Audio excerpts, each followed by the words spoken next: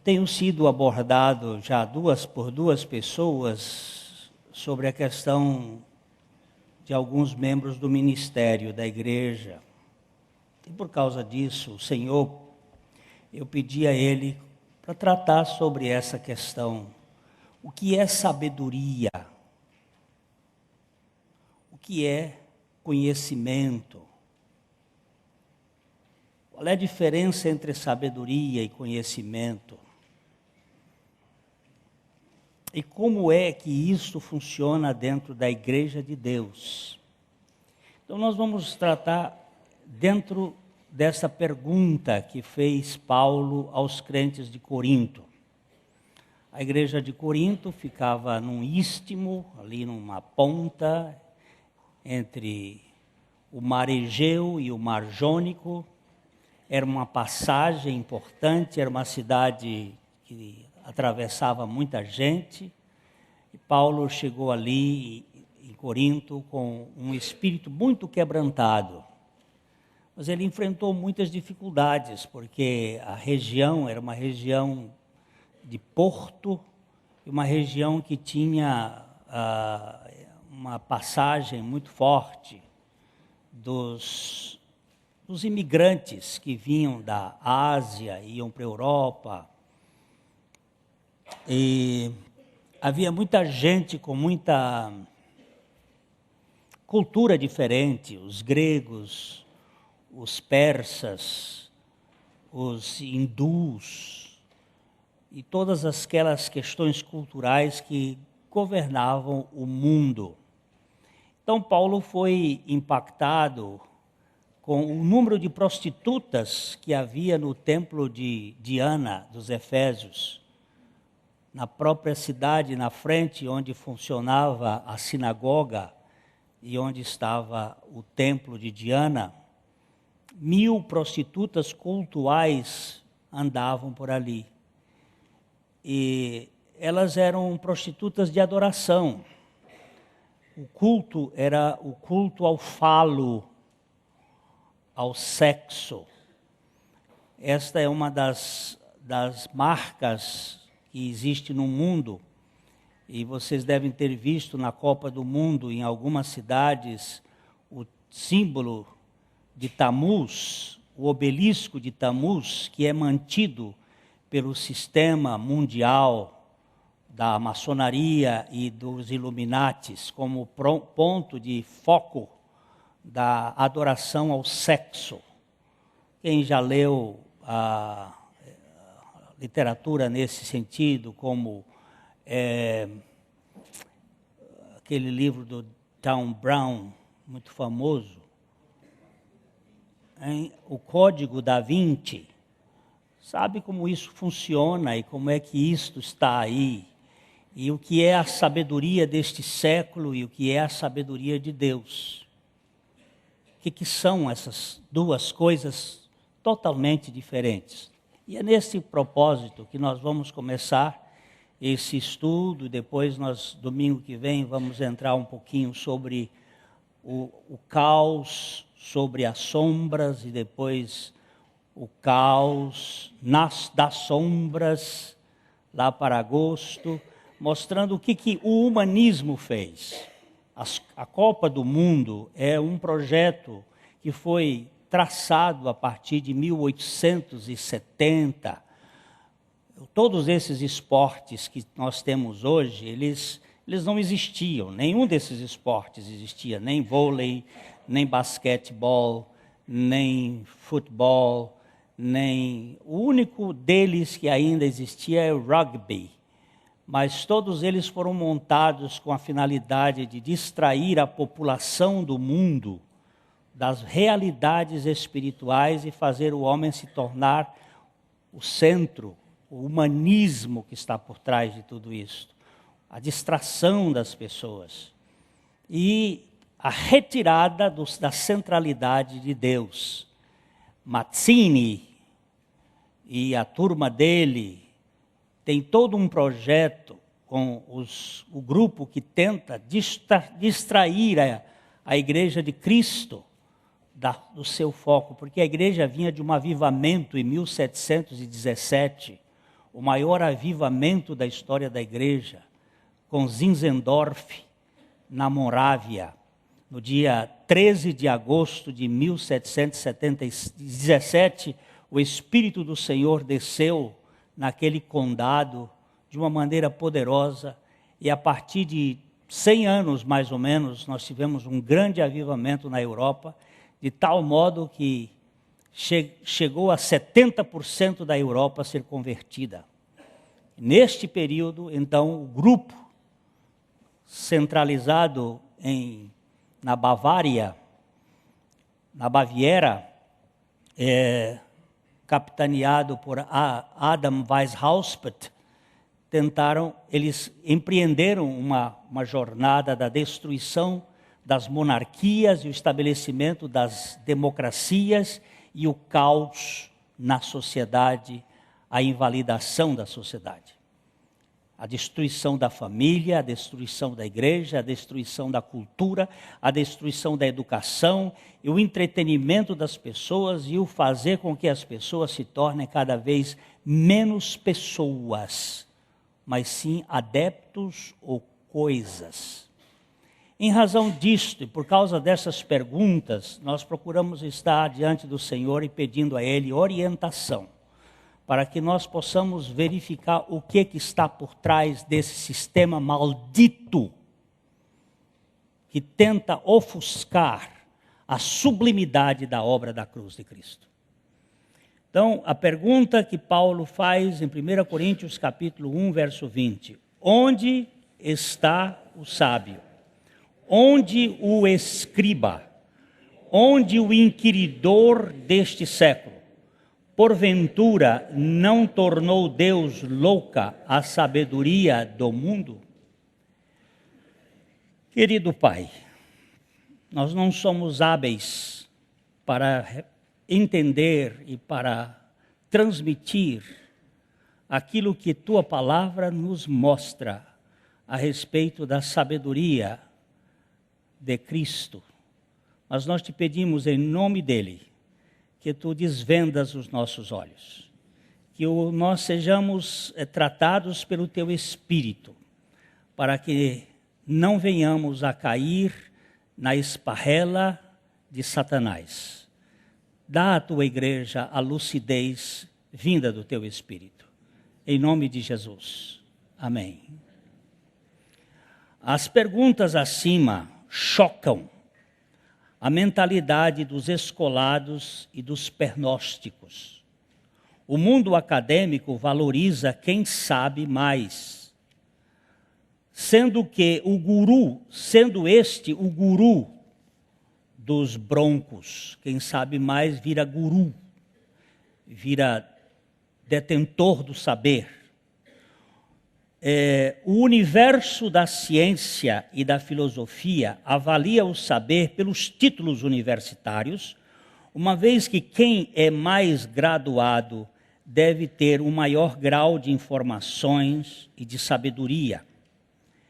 Este é um pressuposto universal no âmbito do academicismo. Muita gente que investe muito do seu tempo no conhecimento. Por favor, não vou desmerecer o conhecimento científico. Eu vou tratar das duas coisas com a graça do Senhor para ver que existe uma deficiência. Com o fato de estar imobilizado por essa cirurgia, os músculos da minha perna estão ficando mais fracos, porque eu não estou fazendo exercício. Então, está havendo uma hipervalorização de um dos lados com uma hipovalorização do outro. Então, há uma hipertrofia e uma hipotrofia. Muita gente está tendo muito conhecimento acadêmico, mas pouco conhecimento da sabedoria de Deus. E aí fica essa disfunção, que a pessoa fica sem o equilíbrio. Porém, do ponto de vista de Deus, a sabedoria desta época é julgada como insana, insensata ou pirada. Talvez porque ela quase sempre enfatue aquele que se acha portador de um saber maior.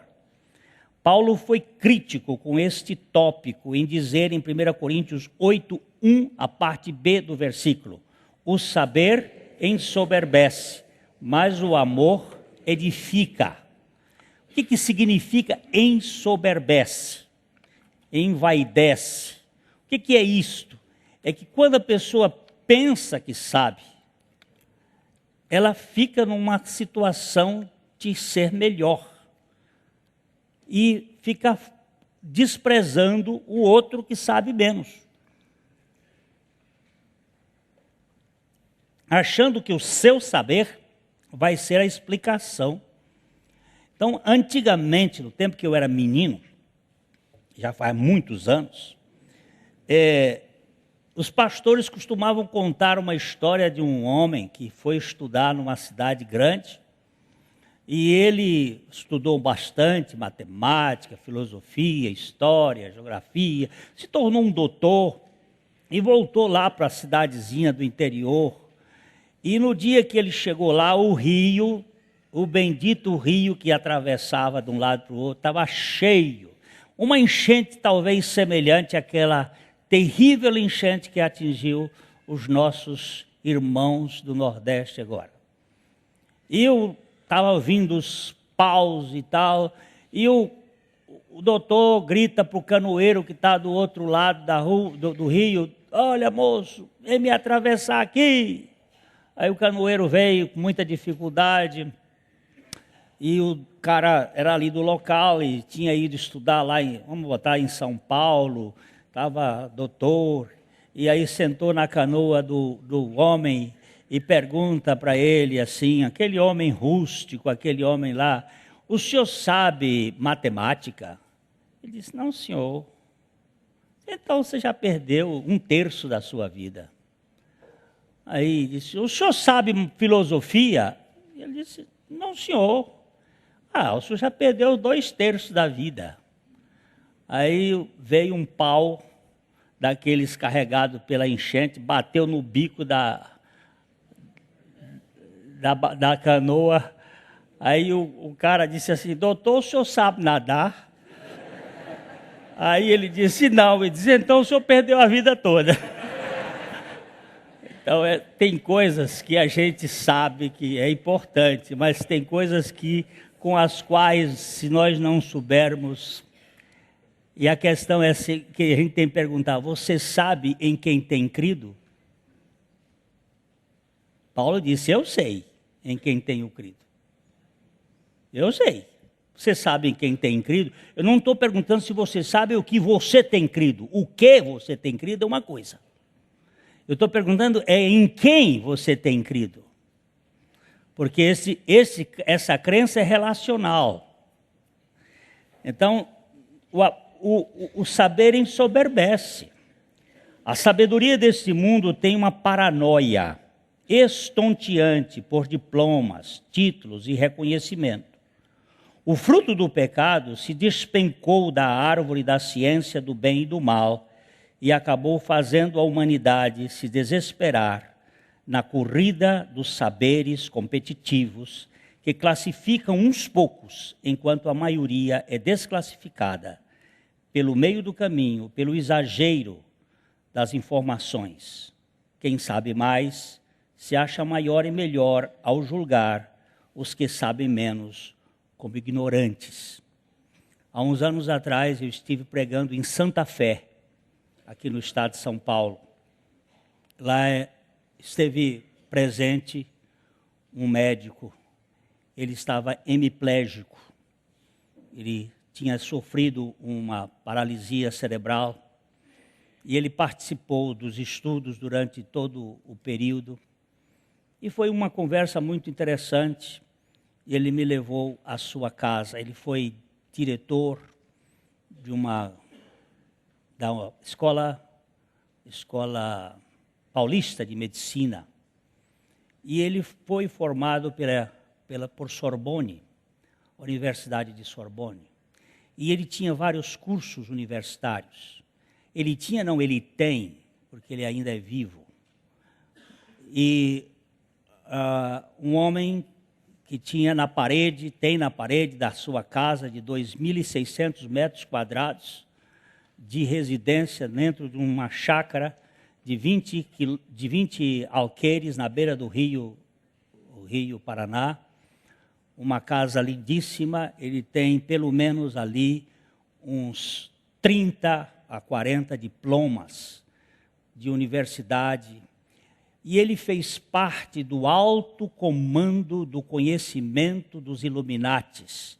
Ele fazia parte entre os 100 da alta linha espírita do Brasil. E nós temos 666 homens que governam o mundo. 3, 13, 50, 100 e 500. Por exemplo, o Joseph Blatt, da FIFA, faz parte dos 100. E assim, se vocês quiserem, depois entrem, que vocês vão ver os que governam o mundo. Dona Zilma, como é que chama essa? Dilma. Dilma agora foi tomar a benção, não é benção, tomar a benção aos caras na Bélgica e lá na França, e em Londres, e em Amsterdã. Ela foi tomar a benção, porque se não tiver a benção deles, eles não passam. Não, e se eles disserem quem é que vai, vai, quem não é que não vai, não vai. Não vai. E quem comanda o mundo não é povo. Quem comanda o mundo é o olho que tudo vê. Não pensem vocês que vocês sabem alguma coisa e eu sei alguma coisa. Nós somos um bando de idiotas nesse mundo. E eu não sei nem onde eu estava.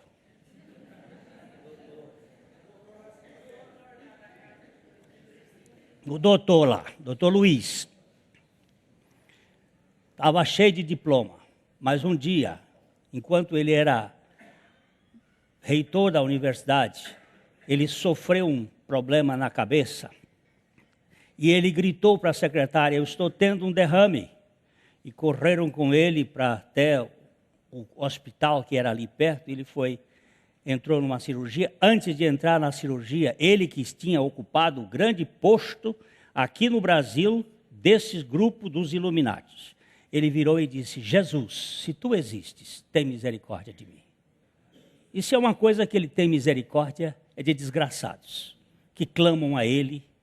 E o Senhor, ele foi operado, ficou hemiplégico, e o Senhor alcançou a vida do Dr. Luiz. E eu conversei com ele, e ele me mostrou aqueles títulos, disse assim: Paranaguá, o que vale todo este conhecimento?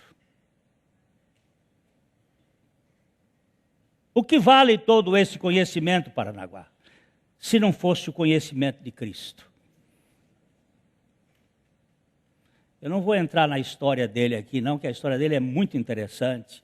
Ele foi casado com uma mulher muito bonita e ela até tive a oportunidade de conhecê-la, mas é outra coisa aqui. Inclusive o cunhado dela é meu amigo, meu amigo, irmão dessa moça, muito bonita. E eu sei da história toda e sei como é que funciona essas coisas. Por isso, meus irmãos, eu não fico iludido com muita coisa que acontece nesse mundo dos bastidores do conhecimento humano. A órbita do saber humano é alucinantemente insaciável. O Espírito Santo chamou este saber insaturável de loucura diante da sabedoria, da verdadeira sabedoria demonstrada na cruz, que se basta com a restauração da amizade do homem rebelde com Deus, o Deus conciliador. Como diz 2 Coríntios 5, 18 e 19. Ora, tudo provém de Deus, que nos reconciliou consigo mesmo por meio de Cristo e nos deu o mistério da reconciliação, a saber que Deus estava em Cristo, reconciliando consigo o mundo, não imputando aos homens as suas transgressões, e nos confiou a palavra da reconciliação. Deus estava em Cristo reconciliando o homem com ele mesmo, e nunca se reconciliando com o homem, uma vez que Deus jamais fora inimigo do homem. Portanto, a verdadeira sabedoria é aquela que promove a reconciliação do homem com Deus em Cristo. 2 Coríntios 5, 20, de sorte que somos embaixadores em nome de Cristo, como se Deus exortasse por nosso intermédio. Em nome de Cristo, pois, rogamos que vos reconcilieis com Deus. Deus não se reconciliou com o homem. Deus reconciliou o homem consigo. Deus nunca teve contra o homem. O homem é que se tornou contra Deus. O homem é inimigo de Deus. Deus não é inimigo do homem. E Deus não estava em Cristo se reconciliando com o homem. Ele estava em Cristo reconciliando o homem consigo mesmo. É bom a gente ler a Bíblia, conhecendo um pouquinho de português. Já que não se conhece grego, tem pelo menos um pouquinho de português. O professor de grego está ali para nos ajudar a dizer: não, Deus não se reconciliou conosco. Deus nunca foi inimigo do homem. O homem é que fugiu de Deus. E Deus é que promove a reconciliação do homem consigo mesmo. Deus, como dizia o grande homem de Deus, o homem maravilhoso chamado Campbell Morgan, Deus é um eterno caçador procurando a caça que foge dele. Deus. A sabedoria pura não concorre com ninguém, mas coopera com todos a favor da salvação do ignorante mais indigno. Ser diplomado na universidade não denota que se é um diplomata no reino de Deus. Tornar-se um sujeito culto neste mundo não quer dizer que se tenha o credenciamento para tomar parte no culto de adoração a Deus. Ser sabido nunca foi sinônimo de ser sábio. Uma pessoa sábia é alguém simples, sensata, sóbria, sempre pronta a aprender. O sábio é ensinável. Eu, uma vez sentado do lado do Dr. Shedd. O Dr. Shedd é um dos homens mais cultos que nós temos aqui no Brasil, no meio evangélico. E eu disse lá uma coisinha, uma bobagem de conhecimento, e ele virou para mim e disse: irmão, eu nunca havia pensado nisto. Que coisa interessante. Mas eu quero aprender isso. Eu digo: meu Deus, o que eu vou ensinar, Dr. Shedd?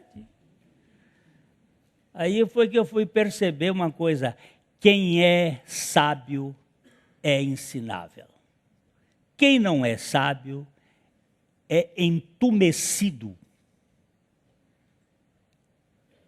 é cheio. Não vou escutar aquele cara lá que ele não tem nada para me dizer. Sabe quando vê? Quando eu já vi gente dizendo assim: é Maurício Torres que vai pregar? Eu vou abrir jogo aqui, gente. Eu não vou, ele é um mero latoeiro. É por isso que eu estou escrevendo, viu?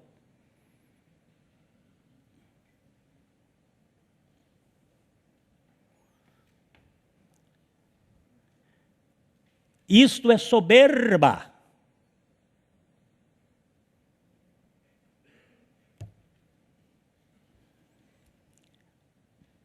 Onde está o sabido deste mundo? Na cátedra da arrogância, julgando os outros que não têm a mesma competência que ele julga ter. Onde está o sábio do reino de Deus? Na cruz com Cristo, pregando a reconciliação aos indigentes e indignos. 1 Coríntios 1, 22 a 24. Porque tanto os judeus pedem sinais, como os gregos buscam sabedoria.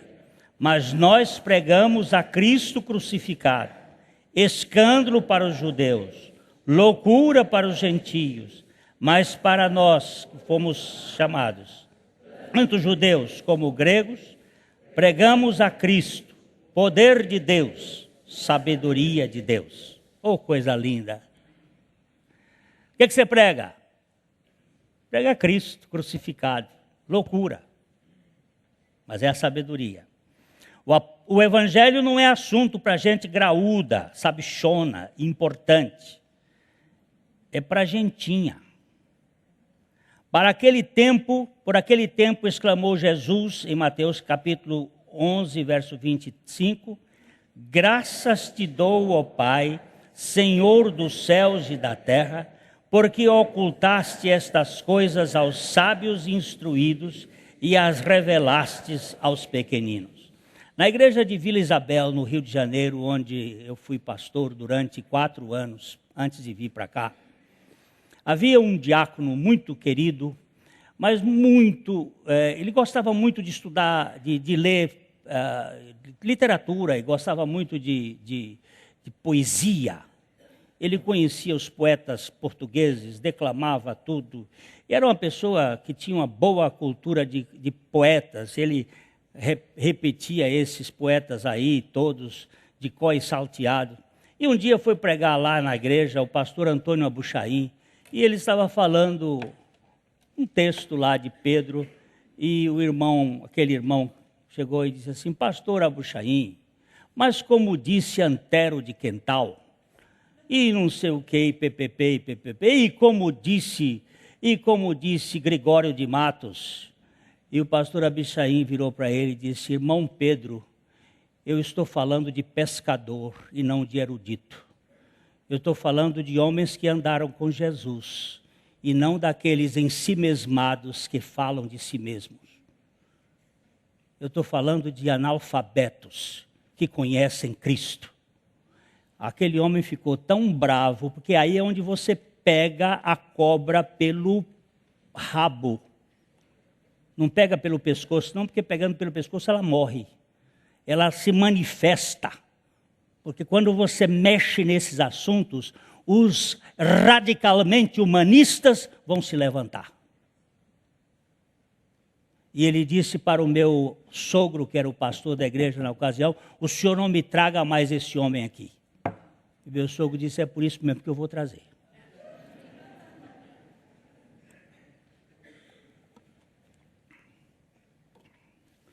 O evangelho é assunto... O apóstolo, homem culto, apóstolo Paulo, e esclarecido, entendeu muito bem esse ponto de vista de Jesus ao declarar em 1 Coríntios 1, 26 a 29. Irmãos, reparai, pois, na vossa vocação, visto que não foram chamados muitos sábios segundo a carne, nem muitos poderosos, nem muitos de nobre nascimento. Pelo contrário, Deus escolheu as coisas loucas do mundo para envergonhar os sábios, e escolheu as coisas fracas do mundo para envergonhar as fortes, e Deus escolheu as coisas humildes do mundo e as desprezadas e aquelas que não são, para reduzir a nada as que são, a fim de que ninguém se vanglorie na presença de Deus. Parece que Paulo está se extravasando. Ele estava sendo acusado de que aquele conhecimento que ele estava pregando era um conhecimento minoritário, era um conhecimento minúsculo, era um conhecimento pouco, ruim, que tinha mais conhecimento. Aí ele foi e abriu o verbo, disse, vocês nunca prestaram atenção no conhecimento da cruz? Vocês não entenderam isto ainda?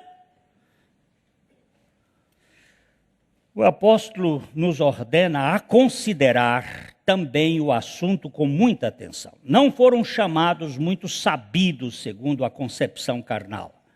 Para ele há uma sabedoria mais elevada do que a acadêmica. O mundo de Sofia não é protagonista nem da salvação, nem da santidade divina. Ser filósofo não quer dizer ser sábio em relação à vida santa. Temos muitos doutores indoutos da excelência divina e muitos professores que não professam a fé em Cristo, promovendo uma cultura vã, sem valor nenhum. Eu prefiro Sinésio Pereira, carroceiro nesta cidade de Londrina, membro da Igreja Pentecostal Assembleia de Deus da Vila Casone, que chegava nesse gabinete e batia a porta e dizia a um pastorzinho metido a besta: abra sua Bíblia, meu filho.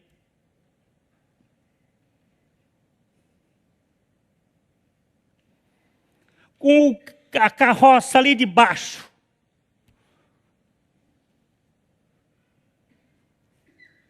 Você está entendendo o que você está lendo, meu filho?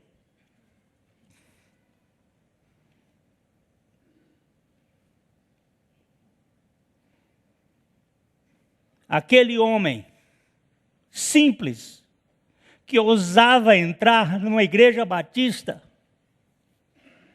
para falar para um pastorzinho formado num seminário, e ele semi-alfabeto, e dizer: você está entendendo o que você está lendo, meu filho?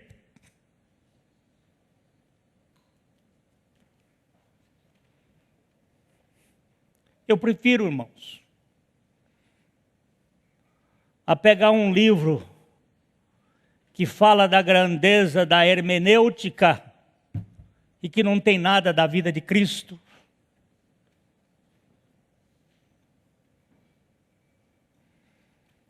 Quando Maria ficou com Krupp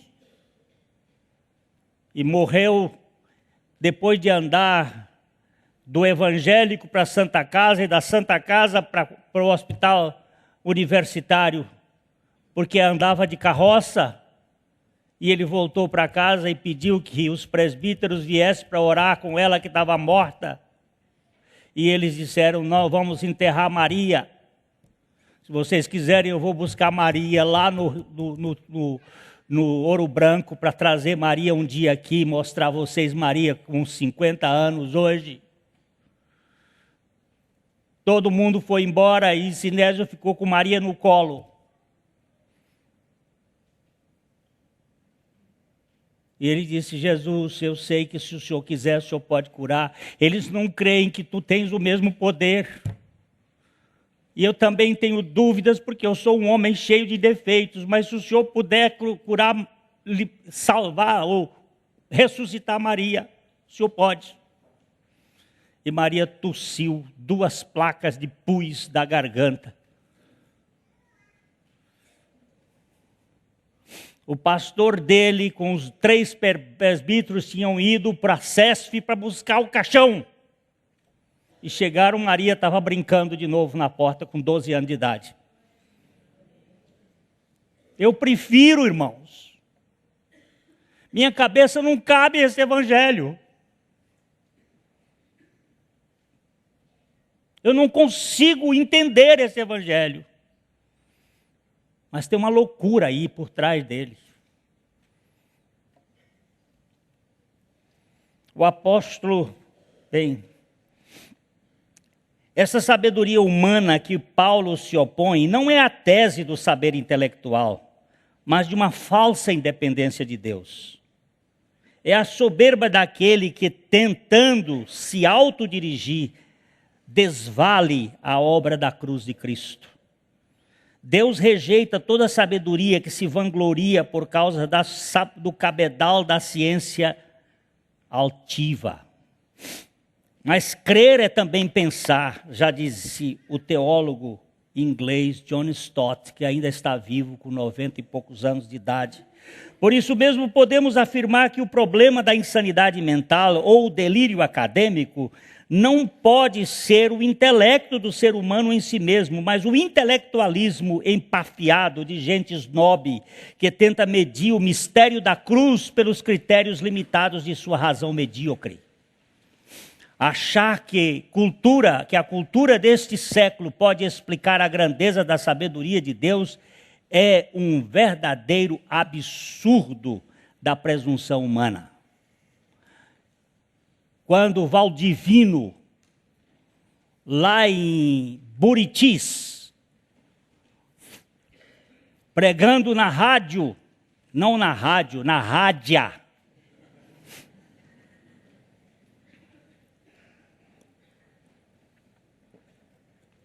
aquele homem tosco da Bahia, que tem um baianês incompreensível para nós,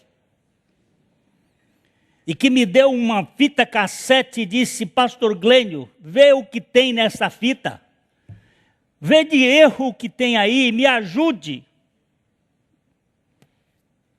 Ele não dizia 3 palavras que 2 não fossem erradas. Mas ele não dizia nada que fosse contrário, pelo contrário, só dizia o que era santo e puro. E eu disse: Valdivino, se você puder estudar um pouquinho de português, Valdivino, se você puder, tudo bem. Se você não puder, que Deus te use como Ele está te usando. E ele entrava na rádio, lá em Buritis, e pregava. E a turma da Assembleia de Deus, do Brasil para Cristo, da Igreja Universal, que tinham programas na rádio com ele, metia a ripa dele. E ele pregava este evangelho de Cristo crucificado.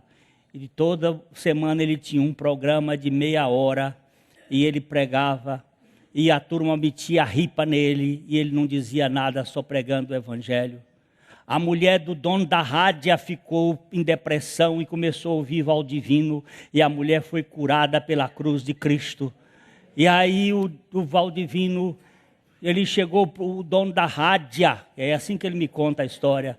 Ele chegou para ele e disse assim: Valdivino, eu quero que você pregue mais. Ele disse: mas eu não tenho dinheiro. Ele disse: eu vou tirar dos outros e vou dar para você. Hoje ele tem um programa todos os dias na rádio. Se você vir aquele homem falar aqui na igreja, um dia o pastor Humberto botou ele para falar no congresso, o povo ria demais dos erros de Valdivino, mas chorava demais de ver o poder da cruz de Cristo naquela vida. Eu quero trazer Valdivino aqui para vocês verem o que é um homem rústico que não sabe falar português, mas que sabe falar de Jesus. Você está pregando que nós devemos ser analfabetos? Se você está entendendo assim, você é pior do que um analfabeto. Eu não estou dizendo isto.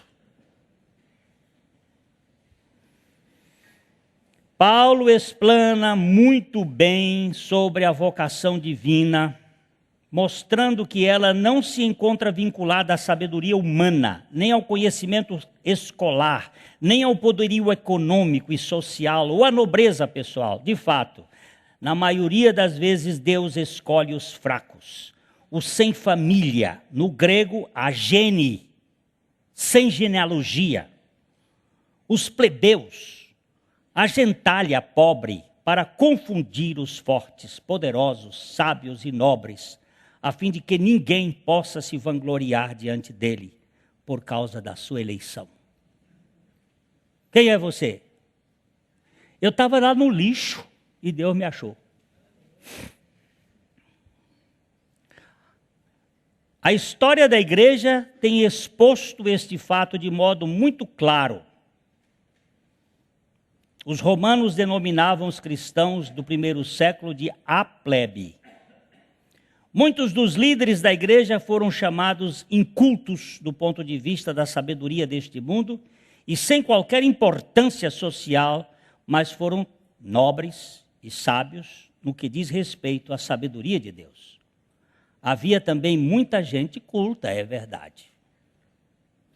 O primeiro missionário da chamada Era Moderna, William Carey, foi um simples sapateiro. Nunca estudou em seminário, nunca cursou uma universidade. Entretanto, ele sabia grego e hebraico e aprendeu tudo o que foi necessário para o exercício do ministério do Senhor. O ministério é do Senhor.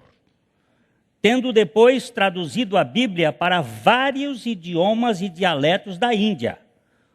As traduções da Índia até hoje são as de Carey. Ele não foi um intelectual formado em escola superior, mas foi superior a muitos que, tendo o saber escolar, não sabem fazer nada mais do que esfolar e criticar os que são aprovados por Deus para a obra do seu ministério na face da terra. Um dos maiores evangelistas da história da igreja foi um mero balconista, vendedor de sapatos da América do Norte. D.L. Moody era um homem sem cultura, todavia deixou uma marca singular como pregador do evangelho de nosso Senhor Jesus Cristo. Diante desses dois expoentes que lidavam com sapatos, talvez possamos confirmar, como Romanos 10:15 afirmou na parte B do versículo, como está escrito, quão formosos são os pés que anunciam as coisas boas. Quão formosos são os pés daqueles que anunciam boas novas. Na época de Moody, muitos o censuravam porque ele falava num vernáculo pobre e com erros gramaticais acentuados. Assim ele respondia aos seus críticos que o vergastavam.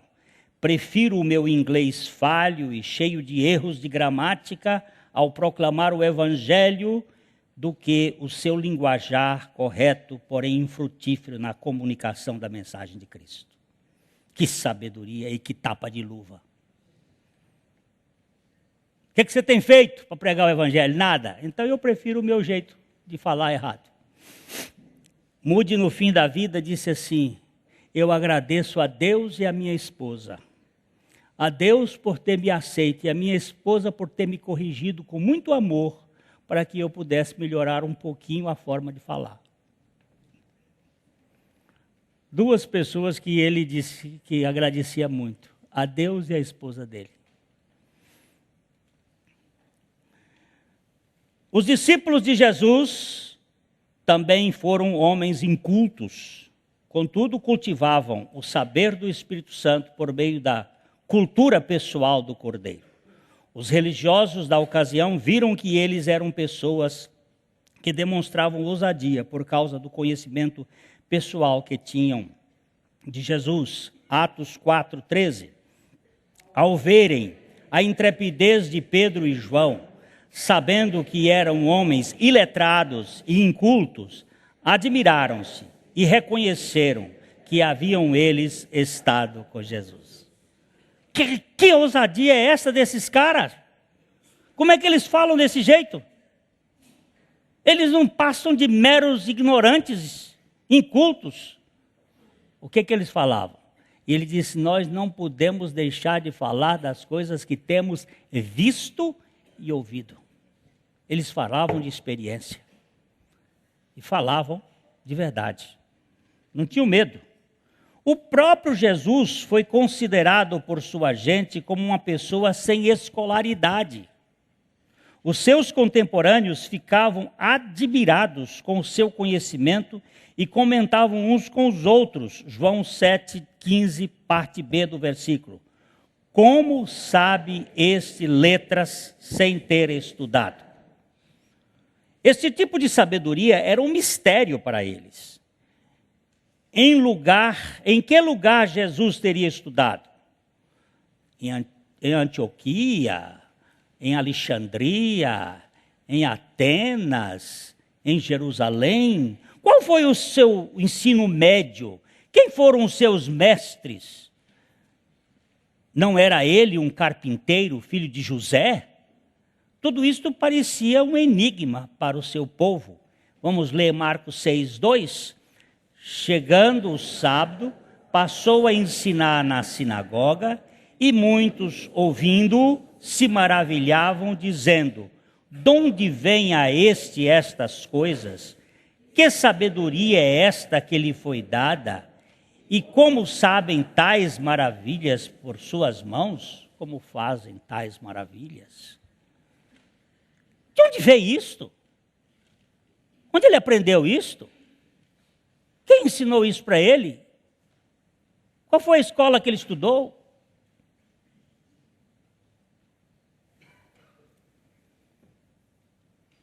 Nós temos dificuldade de entender isto. Muita dificuldade. O Otmani, depois que saiu da Inglaterra e foi para a China, ele disse: eu vim com o conhecimento da Bíblia.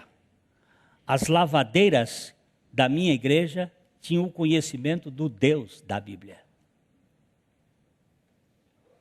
Aí ele teve que passar a conhecer o Deus e não o conhecimento. Tem uma turma que anda atrás de qual é o melhor intérprete. Quem é que conhece mais? Isto pode ser interessante, mas incha. O que nós precisamos é saber quem é que anda com o homem. Quem é que está andando com o homem? Porque o caráter dele é que vai mudar as coisas.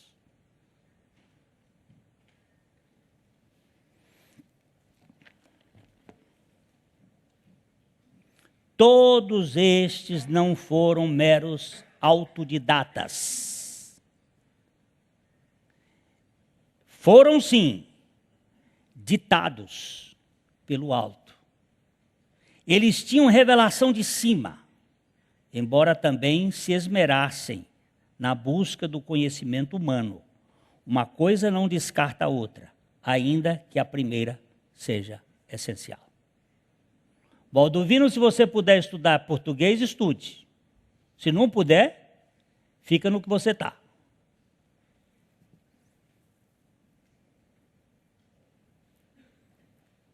Eu perguntei a uma moça formada que disse: olha, eu fui a um culto maravilhoso e o pregador falou umas coisas bonitas. E o que foi que ele falou? Ah, muito bonito.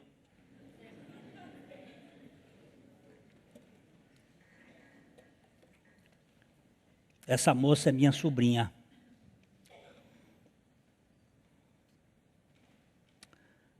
Minha filha, você não pegou nada do que ele falou? Nada.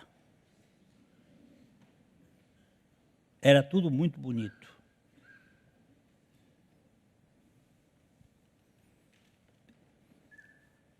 Tudo muito bonito, tudo muito bonito.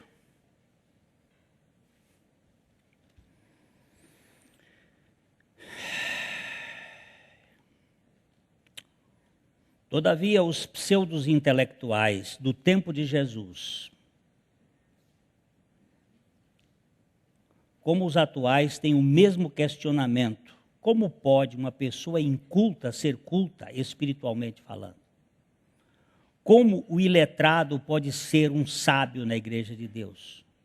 Como um cabeleireiro, ou um latoeiro, ou um artesão podem ser líderes na igreja de Cristo? Esta foi a inquisição feita a mim, ao me envolverem com a verdadeira sabedoria. Foi feita aqui dentro deste lugar.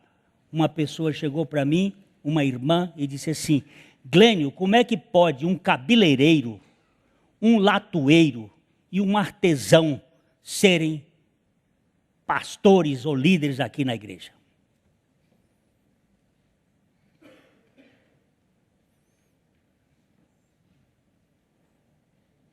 Eu não estou respondendo a ninguém. Estou respondendo a pergunta que me fizeram. Eu respondi: há muita gente estudada e culta, e estulta espiritualmente. Não obstante, há iletrados que são de fato sábios. Aqui constatamos a diferença marcante entre dois tipos de sabedoria: a deste mundo e a sabedoria para Deus. E a de Deus, que é louca para este mundo. Perdão, há desse mundo que é loucura para Deus, e há de Deus que é loucura para este mundo. Não confunda. São duas sabedorias. Paulo e Pedro. Paulo era sábio da sabedoria deste mundo, mas ele, vamos depois dizer, ele considerou tudo como esterco por causa da sabedoria de Cristo. Tudo bem, ele era um homem sábio. E Pedro era um homem ignorante, mas era um homem sábio.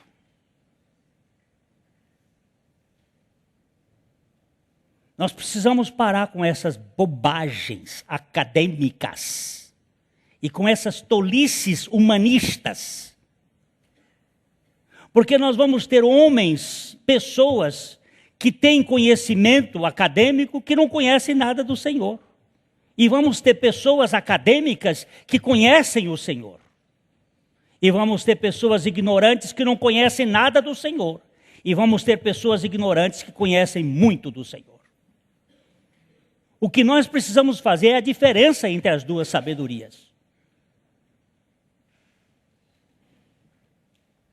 Porque se nós não fizermos essa diferença, nós vamos comer gato por lebre. E vai trazer confusão.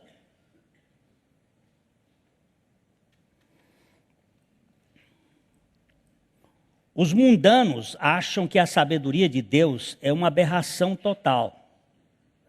Enquanto os santos percebem que a sabedoria deste mundo é uma demência de gente ensimesmada. Qual é das duas ciências que está dirigindo o seu modo de pensar? A de cima ou a de baixo? Nem os escolados, nem os diplomados, nem os autodidatas metidos, inchados, têm valor algum para a obra do reino de Deus, se não forem crucificados com Cristo e revestidos do poder e da sabedoria do Espírito Santo. No reino de Deus, mais vale um analfabeto cheio do Espírito Santo do que muitos espíritos de porco, camuflados e cheios de sabedoria, da soberba desta sabedoria mundana. Ah, mas eu não concordo. Não concorda, você não concorda com nada. Você não tem direito de concordar se a palavra de Deus está sendo pregada com o poder do Espírito Santo. Quem são estes? Estes foram os escolhidos pela graça de Deus para serem usados pelo poder do Espírito Santo. Mas eles são analfabetos. Tudo bem. Vamos botar eles para estudar. Se eles puderem estudar. Eu disse para o Maurício, e agora vou voltar para o Maurício, porque o Maurício é um cara que cuida de pintura de carro. E um bom latoeiro. Mas eu desconheço desses pastores que tem aqui, alguém que estude mais teologia boa do que ele. Desconheço. Eu estou falando na frente do Maurício Mantovani, que é um professor de seminário. Mas esse latoeirozinho aí que tem me ensinado. E eu não posso deixar de falar isso com ousadia. Porque enquanto eu for pastor dessa igreja, eu tenho que gritar contra esses que ficam por trás fazendo fofoca. Esses que montam esquemas por trás da igreja para destruir a obra de Deus, mas não são capazes, porque quem vai lutar contra eles é o Espírito Santo. Escute-me, quem quiser escutar, porque eu sei quem é que está fazendo essa coisa nojenta e hipócrita e fazendo jantares com pessoas. Eu não tenho medo. Eu não tenho medo. Eu só tenho medo de pecar contra meu Deus.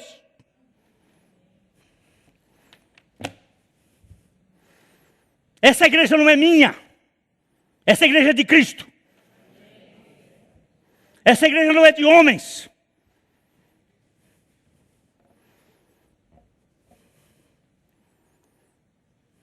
Irmãos, é coisa séria. Roubar uma igreja, uma ovelha de Deus para um humanismo é fazer 2 vezes mais filhos do inferno do que vós. Escutem-me. Isso está sendo gravado e vai ficar na internet.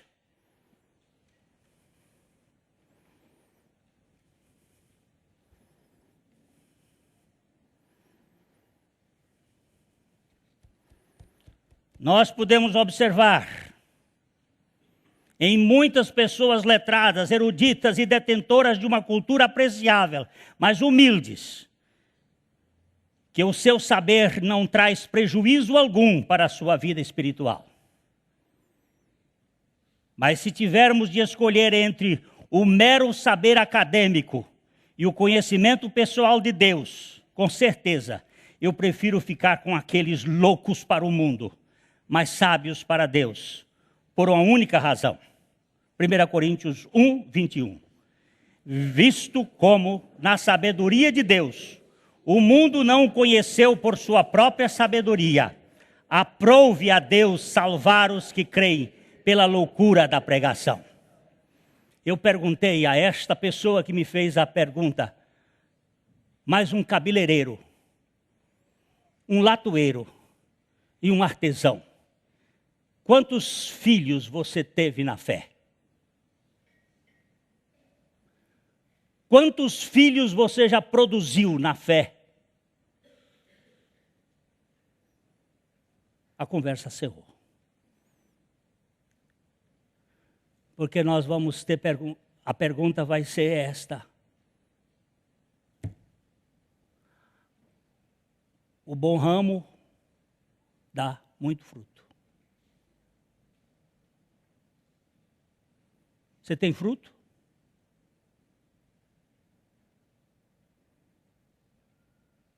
Se não tem, cala. Você tem filhos? Você gerou filhos na fé? Você não tem? Fica quieto. Mete o rabo entre as pernas. Vá para um canto e clame a Deus. Senhor, eu não quero chegar no céu de mãos vazias. Por favor. Por favor. Só há um...